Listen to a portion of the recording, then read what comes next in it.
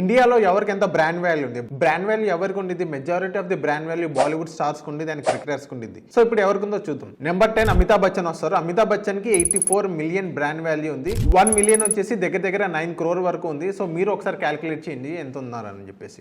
9th place వచ్చేసి Hardik Roshan. Hardik Roshan brand value వచ్చేసి $92 million వరకు ఉంది. 8th ప్లేస్ వచ్చేసి ఎంఎస్ ధోని. ఎంఎస్ ధోనికి $102 మిలియన్ వరకు ఉంది. 7th ప్లేస్ వచ్చేసి దీపికా పదుకోన్. దీపికా పదుకోన్ కూడా $102 మిలియన్ వరకు ఉంది. 6th ప్లేస్ వచ్చేసి అక్షయ్ కుమార్. అక్షయ్ కుమార్ కి $108 మిలియన్ వరకు ఉంది. అండ్ ఇప్పుడు మనం టాప్ 5 కనుక మనం చూసుకున్నట్లయితే సచిన్ టెండూల్కర్ గారు ఉన్నారు. ఈయన క్రికెటర్, మీరు అందరికి తెలుసు. ఈయన బ్రాండ్ వాల్యూ వచ్చేసి $112 మిలియన్ వరకు ఉంది. 4th ప్లేస్ వచ్చేసి ఆలియా భట్. ఆలియా భట్ వచ్చేసి highest female actress in brand value $117 billion వరకు ఉంది. అండ్ టాప్ 3 కనుక మనం చూసుకున్నట్లయితే 3rd ప్లేస్ లో షారుఖ్ ఖాన్ ఉన్నారు. $146 మిలియన్ వరకు ఉన్నారు. 2nd ప్లేస్ కనుక మనం చూసుకున్నట్లయితే రణ్వీర్ సింగ్ $117 మిలియన్.